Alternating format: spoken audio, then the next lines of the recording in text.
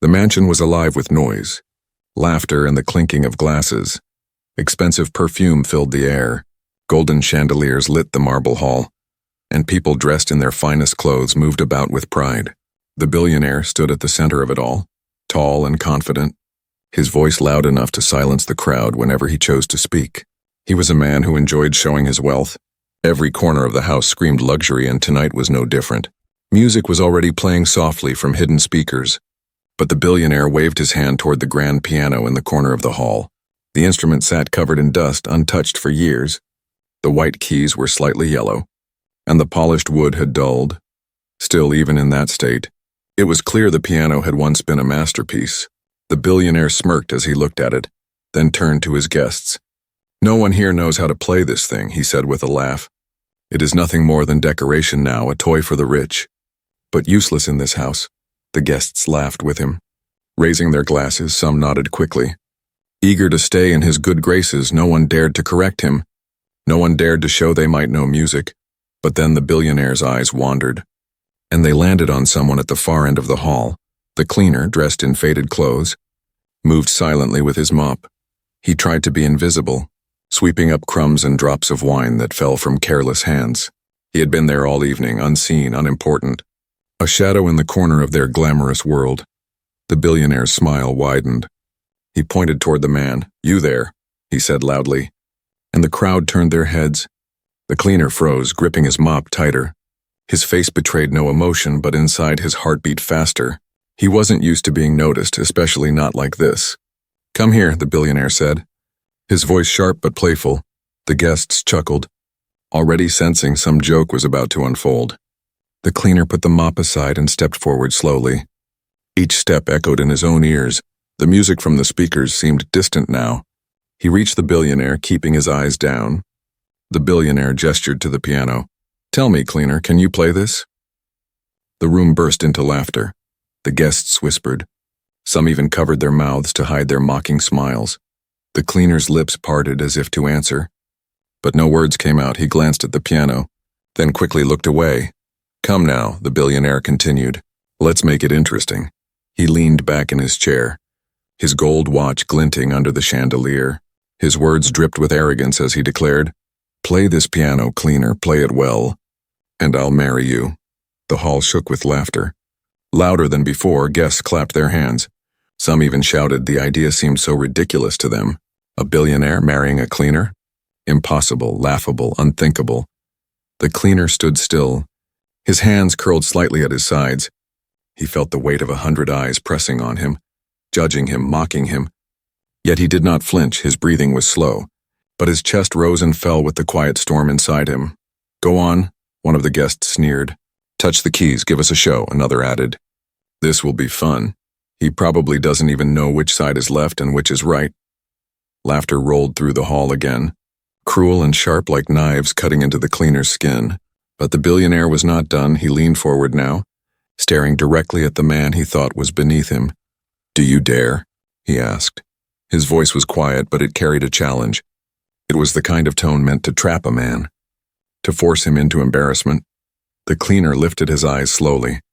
For the first time that evening, his gaze met the billionaire's. His expression was unreadable. Calm, almost too calm, he did not answer. Not with words, at least, but his silence carried weight. It made some of the guests shift uncomfortably. Though they did not know why, the billionaire smirked again, satisfied with the tension he had created. He leaned back, sipping his wine. "Well then, cleaner," he said loudly for all to hear. "The stage is yours.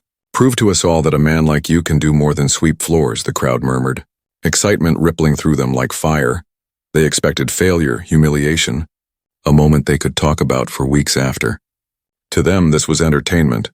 A poor man standing before a grand piano.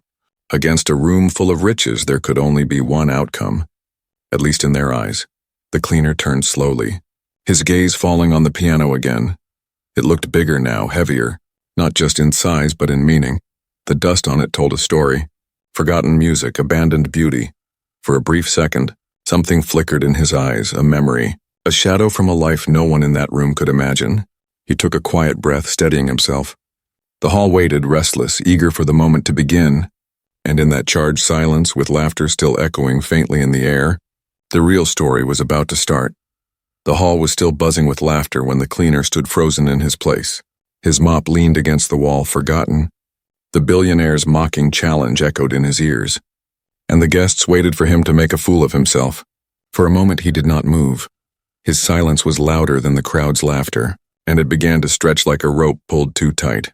The cleaner's eyes, however, betrayed something hidden. He glanced at the piano, and in that instant, his expression shifted. It was not fear, nor was it pride.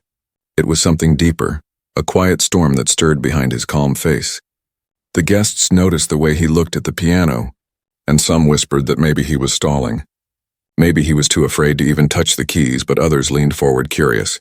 There was something about his stillness that didn't match the picture of a coward.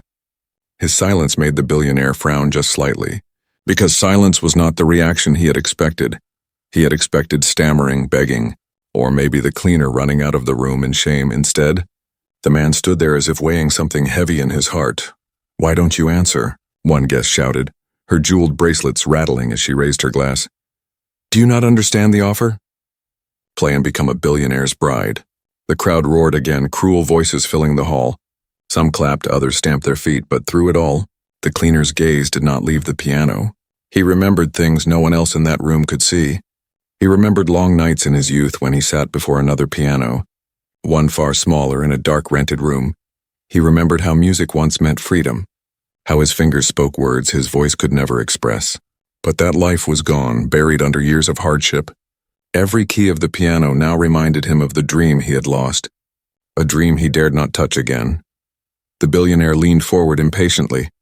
His smirk was back, but thinner this time. "What's the matter? Did I scare you? Or do you only know how to clean floors?" He raised his glass high, the red wine inside glowing under the chandelier light. "I will give you one chance, cleaner. Sit down and play. Or admit you are nothing." The cleaner inhaled slowly. His chest rose and fell as if he were holding back something powerful. The hall seemed smaller. The voices faded. His world shrank until only two things remained, the piano and himself. His silence was no longer weakness, it was the pause before something important. Though no one in the hall understood it yet, the guests, however, grew restless. They wanted movement, a show. They did not care if it was talent or humiliation. As long as it entertained them, some began to chant softly, "Play, play, play." Their voices rose in rhythm. Bouncing against the marble walls, the billionaire smiled wider, enjoying the circus he had created. The cleaner finally shifted, his hand twitched slightly, and he took a slow step toward the piano. The crowd's chant grew louder. Some laughed, others leaned closer, all waiting to see him fail. The sound of his footsteps on the polished floor echoed strangely in the silence between the chants, as if the room itself was listening. When he reached the piano, he paused again. His hand hovered over the wood. His reflection stared back at him from the shiny surface. Tired eyes, worn clothes, a man who looked too small for this grand hall. He could almost hear the voices of his past telling him to stop, telling him he did not belong here. But deep inside there was another voice, quieter but stronger, whispering that he still remembered, that his fingers still held the truth. Behind him, the billionaire chuckled. "Hurry up, cleaner! Don't waste my guests' time. Sit down, prove yourself, or walk away." His words were like a knife, meant to cut away the last piece of courage, but the cleaner did not turn back. He placed both hands gently on the piano lid and lifted it. The soft creak of the hinges filled the hall, and suddenly all voices died. The silence that followed was sharp. The crowd leaned in, their laughter swallowed by curiosity. Something about the way the cleaner moved unsettled them. His steps were not clumsy, his touch was not awkward. He moved with the careful respect of someone who understood what rested before him. It was as if the piano had recognized him, waiting for him to return. He lowered himself onto the bench. His hands rested above the keys but did not press them. His fingers trembled slightly, not from fear but from memory. The crowd held its breath, unsure of what was about to happen. The billionaire leaned forward now, his mocking grin faltering. For the first time that night, he wanted to see more than failure. The cleaner closed his eyes just for a second. He felt the weight of years collapse into this single moment. The world was waiting. The piano was waiting, and in his heart, something long buried was beginning to stir. And as the silence thickened, everyone in the hall realized they were no longer laughing. They were waiting, watching, pulled into the gravity of a man who had not yet played a single note, but already held the room in his hands. The guests in the grand hall were growing impatient, but the cleaner did not rush. His hands rested above the piano keys, his eyes half closed as if he was listening to something no one else could hear. It was not the laughter of the crowd, not the taunts of the billionaire. It was something from far away, from a different time years ago. He had not been a cleaner. He had not been invisible. Hidden in the corner of a rich man's house, he had been a boy with dreams. Sitting in a tiny room with a borrowed piano, his father had been a factory worker, his mother a woman who stitched clothes to keep food on the table. They had no money, but they had one gift: a second-hand piano bought from a neighbor who could no longer keep it. He remembered the first time his fingers touched the keys, how the sound seemed to open a new world inside him. He did not need expensive lessons. Music flowed from him like water from a spring. He could listen to the songs of the street and play them back with ease. His parents watched with pride, saying he was born with music in his blood. As he grew, he played anywhere he could: church halls, school events, even street corners. People would stop to listen, some dropping coins, others simply standing still as if frozen by the sound. He won a small local contest once, the prize a simple certificate. But to him it felt like the world had opened. He dreamed of playing in great halls, of becoming a master pianist known for his art. But life had other plans. His father grew sick, work became scarce, bills piled up like a mountain. The boy who once dreamed of music was forced to find work. At first he balanced both, working during the day, playing the piano at night, but one by one, the opportunity slipped away when his father passed. The weight of the family fell on him. He sold his piano to pay for the hospital. The sound of those keys leaving his home was the last song he heard from them. That was the day his dream ended. He became a cleaner, moving from one rich house to another, scrubbing floors, dusting furniture, always careful, always silent. Music never left his heart, but it became a ghost he carried. He never spoke of it, never showed it. The world saw only a man with worn hands and a quiet face. Not the musician buried inside, now standing in front of the billionaire's grand piano. All those memories came rushing back. The crowd thought his silence was fear, but it was something else entirely. It was the weight of years pressing down, the memories of what he once was and what he had lost. He knew that if he touched those keys, the truth he had hidden for so long would be revealed. Behind him, the billionaire smirked again, swirling his wine. "Any day now," he said, his voice cutting into the heavy silence. The guests chuckled nervously. Some of them were beginning to sense there was more to this moment than a simple joke. They whispered to each other, wondering if the cleaner truly could play. The cleaner lowered his gaze, his chest rising and falling slowly. He remembered the nights when hunger gnawed at him, when his hands shook not from nervousness but from exhaustion. He remembered cleaning schools where other children learned music with expensive teachers. While he swept their halls unnoticed, he remembered how he once stood outside a concert hall, listening through the doors as the audience applauded another pianist. His own dream burning like a fire he could not touch. The pain of those years shaped him, and yet even in suffering, he never lost the rhythm inside him. Even while scrubbing floors, he would hum melodies under his breath, tapping silent notes on his knee when no one was watching. The music had never truly died. It had simply gone into hiding, waiting for this very moment to return. Now, with every eye fixed on him, he felt that buried part of himself begin to rise again. His hands trembled not from weakness but from the power of memory. His silence was not surrender, it was preparation. The guests thought he was hesitating, but in truth, he was remembering who he really was. One guest leaned forward and whispered to another, "Do you see the way he looks at the piano? That is not the look of a fool. That is the look of someone who knows." The other nodded, uneasy. But if he knows, why has he never shown it? Neither had an answer. The billionaire, sensing his guests' shifting mood, scoffed loudly to pull them back. "Don't be fooled, he's a cleaner. Nothing more. He may dream, but he has no skill.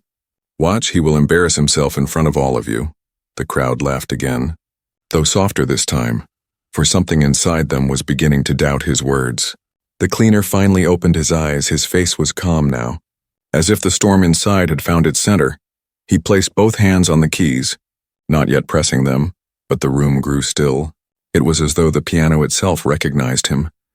The silence was so thick that even the smallest sound seemed loud. A cough, the clink of a glass, the creak of a chair. For years, he had hidden his past, buried his talent. But tonight, because of one mocking challenge, he would show them all that even the lowest man in the room could carry greatness inside. The guests leaned forward. The billionaire narrowed his eyes, and the cleaner took a deep breath. He was ready. The room felt heavy with silence as the cleaner sat at the piano. His hands hovered above the keys, still not pressing them. The crowd shifted restlessly, their laughter fading into nervous whispers. The billionaire, annoyed by the sudden seriousness in the air, leaned forward with a mocking grin, determined to keep control of the moment. "Well," he said loudly, "are you waiting for the keys to play themselves?" The guests burst into laughter again, though not as freely as before. Some laughed because they feared the billionaire's glare, others because they were too proud to admit they were curious. Still, there was a strange tension now, an invisible pull toward the piano and the man who sat before it. The cleaner did not answer. His face remained calm, but inside his heart beat like a drum. He could hear it in his ears, feel it in his chest. His fingers trembled slightly, not from fear of failure, but from the weight of memory and the judgment pressing down on him from every corner of the hall. The guests leaned closer, eager to see what would happen. "Play," one shouted, "or stand up and leave." Another guest smirked. "Maybe he doesn't even know which end of the piano to start with." Their words were sharp, their laughter cruel. They wanted him to break, to give up and walk away so they could go back to their wine and dancing. The billionaire raised his glass, his voice smooth but filled with arrogance. "Cleaner," he said, "this is your last chance. Show us something.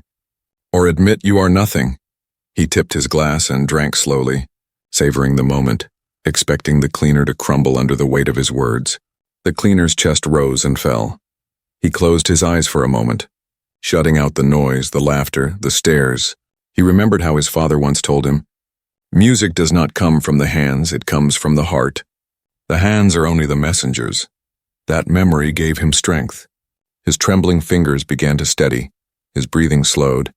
He opened his eyes again, and when he did, there was something different in them. They no longer looked tired or weak. They carried a quiet fire, a strength hidden beneath years of silence. The guests noticed it too, though they did not understand it. For a brief moment, the hall grew so quiet that even the sound of the wind outside could be heard through the windows. The cleaner placed both hands fully on the keys now, but still he did not play. The crowd grew restless again, whispering to each other, "Why is he waiting? Does he even know how to start?" The billionaire smirked wider, confident this was the end, but then the cleaner leaned forward slightly, as if he were about to speak through the piano. The weight of his body shifted, his posture changed. No longer did he look like a servant bowing to wealth. He looked like a man ready to command the silence. The guests did not notice it at first, but slowly, one by one, their laughter began to fade again. There was something magnetic about the way he sat, something that told them he was not there to entertain their cruelty. He was there for something else, something larger. The billionaire, however, refused to let go of his arrogance. He chuckled and said loudly, "What are you doing, praying? This is not a church, cleaner, it's a party. Give us music or get out." His words rang across the marble walls, but they did not cut as deeply this time. The cleaner did not move, did not answer. He stared at the keys as if they were alive, waiting for him to awaken them. He could almost feel the sound trapped inside, begging to be released. His fingers hovered, his breath steady now. He knew that the next moment would change everything. But before he could play, the crowd broke into laughter once more, this time louder, harsher, determined to shatter the fragile silence he had created. They laughed at his clothes, at his silence, at the ridiculous idea that a man like him could ever touch greatness. One woman raised her voice above the others. "Why waste our time with him? He's just a cleaner." The billionaire clapped his hands twice, signaling the crowd to quiet down. He leaned back in his chair, looking pleased. "Enough games, cleaner," he said. "This is your stage, show us what you have. Or crawl back to your mop where you belong." The words stung, but they also lit a fire in the cleaner's chest. For too long he had carried shame, hiding the truth of who he was. Tonight he would not walk away in silence. He would not let their laughter be the last sound. He would remind them and himself that he was more than what they believed. He shifted slightly on the bench, his back straighter now. His fingers pressed lightly against the cool keys, testing the feel. The sound of the faint touch was enough to silence the room again. The guests leaned forward instinctively, and even the billionaire tilted his head, watching closely. The cleaner looked down at the piano one last time, and a calm spread across his face. He was ready to let his hidden soul speak. His silence had carried the weight of the past, but now the silence was over, and as the room held its breath, waiting for the first true note, the laughter died completely for the first time that night. The billionaire and his guests were not mocking. They were waiting, caught in the gravity of a man they thought was nothing, but who was about to show them everything. The cleaner's fingers finally pressed down on the keys. At first it was only a single note, soft and trembling. It echoed through the hall like a whisper. Delicate and almost fragile. The guests leaned forward, some smirking, ready to laugh again. But then came another note, and then another. Each sound followed the next, slow but steady, like footsteps in the dark. The billionaire chuckled under his breath. Is this it?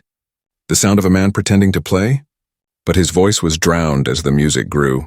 The cleaner's hands began to move with more confidence. The trembling faded, and what replaced it was something deeper, a flow, a rhythm that seemed to rise from his very soul. The guests stopped laughing. Their smiles faded, replaced with furrowed brows and widened eyes. The melody that filled the hall was not clumsy or broken. It was smooth, rich, and alive. The piano, which had been silent for years, now sang again. Its voice carried power and emotion that shook the hearts of all who listened. The cleaner closed his eyes as he played. His hands moved faster. Dancing across the keys with precision, the music grew louder, weaving sadness and hope together in a way words could never capture. Every note seemed to tell a story, of loss, of struggle, of dreams buried and still alive beneath the dust. The guests stood frozen, wine glasses forgotten in their hands. The chandeliers glimmered above them, but their light seemed dull compared to the brilliance flowing from the piano. The laughter that once filled the hall was gone, replaced by silence and awe. Some guests even forgot to breathe as they listened. The billionaire's smirk slowly vanished. He leaned forward in his chair, eyes narrowing, trying to understand. This was not what he expected. He had wanted a joke, a moment to humiliate. Instead, the man he mocked was transforming the air itself. Every note cut through arrogance, through wealth, through pride, and reached straight into the heart. The cleaner's fingers flew across the keys now, faster and faster. His body swayed gently with the rhythm. He was not just playing the piano, he was speaking through it. Speaking of hunger, of long nights alone, of pain carried quietly for years, and yet, woven through that pain was beauty, resilience, and the strength of a spirit that refused to die. The crowd could not look away. Even those who had mocked him hardest were silent now. One woman covered her mouth, her eyes glistening. Another man whispered, This is impossible. He plays like a master." But the truth was clear. It was not impossible. It was real. It had always been inside him, hidden beneath the uniform of a cleaner. The billionaire's hand tightened around his wineglass. He could feel something stirring in his chest, something he did not want to admit for years. He believed money and power were the only things that commanded respect. Yet here was a man with nothing, no wealth, no status, and he had silenced an entire hall with nothing but music. The cleaner leaned into the final section of the piece. His fingers slowed, the melody softening. Each note carried warmth now, a quiet peace after the storm. It was as if he was gently lowering the souls of the listeners back to the ground after carrying them high into the sky. His head tilted slightly, his eyes still closed. The music was no longer just for the crowd, it was for himself, for the boy he once was, for the dream he thought he had lost. When the last note rang out, it lingered in the air, vibrating softly before fading into silence. The hall was utterly still for a long moment. No one moved, no one spoke. They had all been caught in the grip of something greater than wealth or pride. Something pure. Then slowly the silence broke, not with laughter, but with the sound of applause. It began with one person, hesitant, almost unsure, then another. Then suddenly the entire hall erupted in clapping. The guests cheered, their faces filled with shock and admiration. Some even had tears running down their cheeks. The cleaner opened his eyes, his face calm, almost expressionless. He did not bow, did not smile. He simply placed his hands gently in his lap, as though the music had taken everything from him. The applause thundered around him, But he sat quietly, as if the noise no longer mattered. The billionaire sat frozen. His glass was half raised but forgotten in his hand. He stared at the cleaner with wide eyes, disbelief written across his face. He had expected humiliation, but instead, he had been the one humiliated. His wealth, his power, his arrogance, all had crumbled before the sound of a cleaner's hands on a forgotten piano. The crowd turned their eyes to the billionaire now, waiting for him to speak, waiting for his reaction, but he had no words. His mouth opened slightly, then closed again. His pride would not allow him to admit what everyone else had already seen, that in this moment, the cleaner was greater than him, and so, the hall remained filled with applause, the sound of respect, of awe, of recognition, and at the center of it all sat the cleaner, silent still, but shining in a way no one could ever take away again.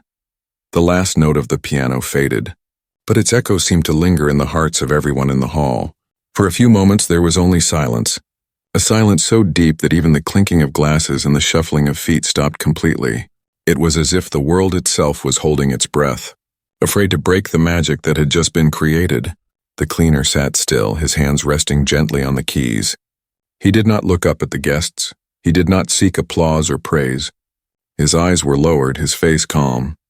It was the face of a man who had poured his soul into the music and had nothing left to give. Then the applause came, not in laughter or mockery, but in thunderous clapping. It started slow, hesitant, and then grew louder, spreading like fire through the hall. Some guests even stood from their chairs, clapping until their hands stung. Their eyes were wide with disbelief, yet shining with emotion. They had not expected this.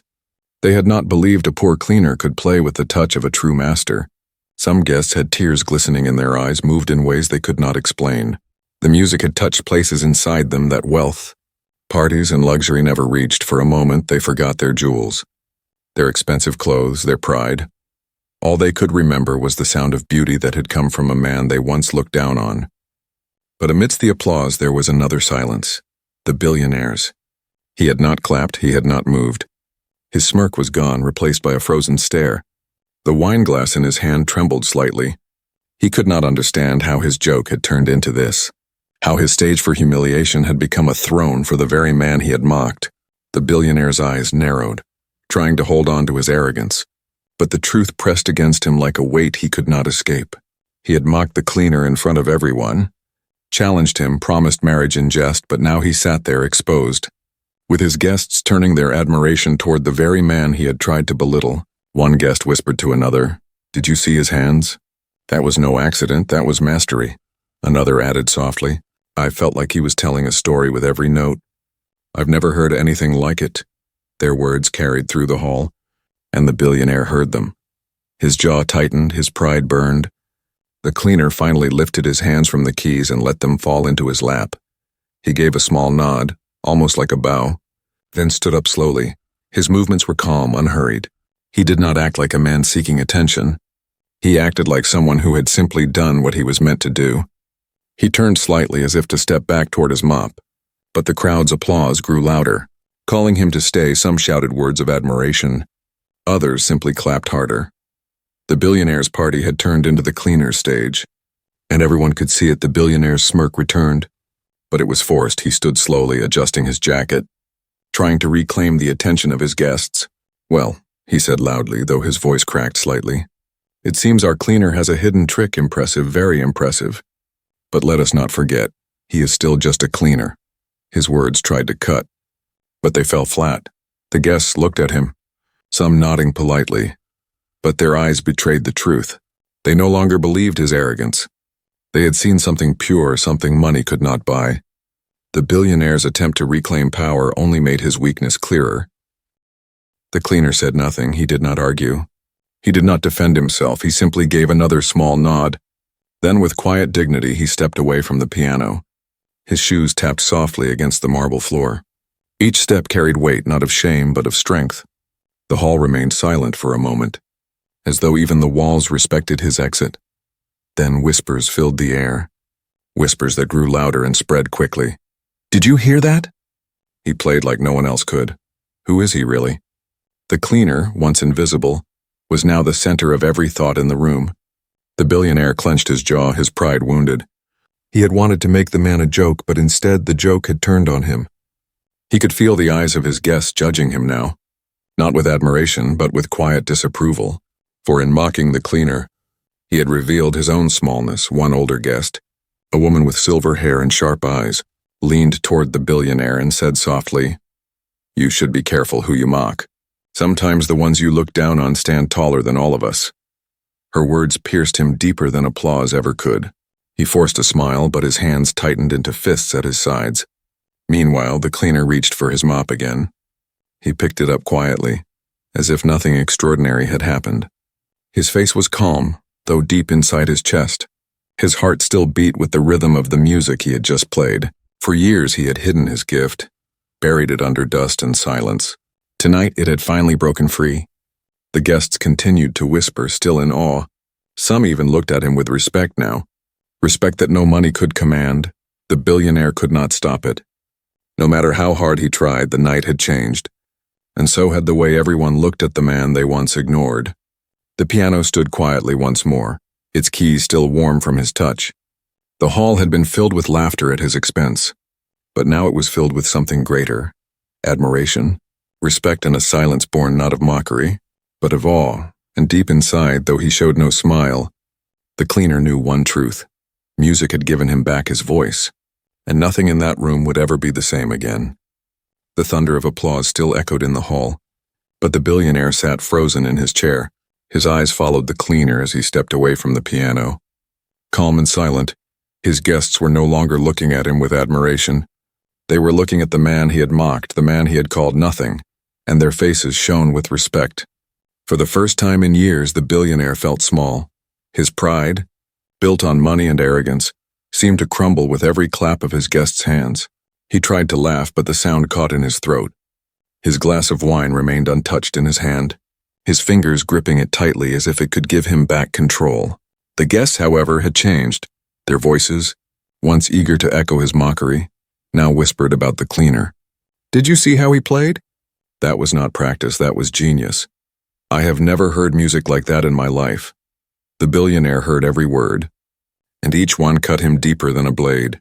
One guest, a wealthy man himself, leaned toward another and whispered just loudly enough, "Money can buy many things, but it cannot buy what we heard tonight." His companion nodded, eyes still fixed on the cleaner, who had returned to his mop as if nothing had happened. "That man," she said softly, "is richer than all of us in ways we will never understand." The billionaire clenched his jaw, anger bubbling beneath his skin. He stood slowly, his chair scraping loudly against the marble floor. The room grew quiet again, all eyes turning toward him. They waited for him to speak, for him to acknowledge what had just happened. "Well," he began, his voice tight, "I suppose we have been entertained. Our cleaner has shown us a trick." He forced a smile, trying to twist the moment back into a joke. But the guests did not laugh. Not a single chuckle echoed through the hall. Instead, they watched him with cold eyes, their respect for him draining away. The silence pressed against him, heavier than the wealth he carried. He felt their judgment, the weight of their thoughts. They had seen him mock, humiliate, and belittle a man, only for that man to rise above him with nothing but the truth of his hands. No amount of gold or power could erase what they had witnessed. The cleaner stood at the edge of the room. His mop in hand, he did not gloat, he did not smile. He simply watched with calm eyes, waiting. His silence spoke louder than words. It said he did not need to prove anything more. The billionaire's lips tightened. He wanted to shout, to remind everyone of who he was, of the empire he owned, of the millions in his bank. But for the first time, he realized those things meant nothing here, not tonight. They had all been silenced by a man with nothing. And the world they lived in, his world of money and power, suddenly felt fragile. A guest with silver hair stood slowly from her chair, her voice steady. "That was no trick. That was art," she said. Her eyes turned to the billionaire, sharp and unyielding. "And you mocked him. You promised marriage as a joke. Tell me, sir, who is the real fool now?" Murmurs filled the hall. Nods of agreement followed. The billionaire's face flushed red. He had never been spoken to this way in his own mansion, in front of his own guests.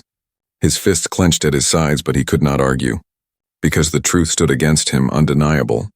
The applause began again, softer this time, not for the billionaire, But for the cleaner, the guests clapped with respect, with admiration. Some even bowed their heads slightly toward the man they had once ignored. The billionaire could feel their loyalty slipping away. Their eyes no longer followed him. They followed the cleaner. His heart pounded. He wanted to lash out, to insult, to take back the power, but every word he thought of sounded weak. He tried to raise his voice above the crowd. "Enough!" he shouted. The room grew quiet once more. The billionaire stood tall, but his voice betrayed him. Trembling. "He is just a cleaner, nothing more." "Do not be fooled by a few notes," the words fell flat.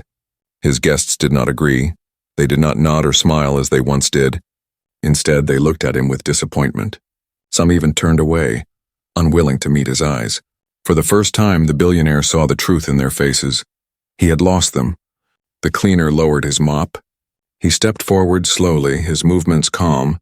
He did not look at the billionaire with anger or hate. His eyes carried only quiet strength. He stopped near the piano, resting one hand on its polished wood. "Music does not care who you are," he said softly. His voice carried across the hall, steady and strong. "It does not care about money, or power or pride. It speaks the truth of the heart, and tonight, that truth has been heard." The guests murmured in agreement, their applause rising again. The billionaire's throat tightened. He wanted to speak, but no words came. He stood trapped in his own silence, humiliated before the very people he once commanded. And so the billionaire sat down slowly, his eyes burning with frustration. He had mocked a man he thought was beneath him, and now that man had risen higher than he could ever reach. The hall belonged not to him, but to the music that still lingered in the air, and to the cleaner who had played it. The applause in the hall slowly faded, but the weight of the moment remained heavy in the air. The guests still looked at the cleaner with awe, their whispers circling around the room like ripples in water.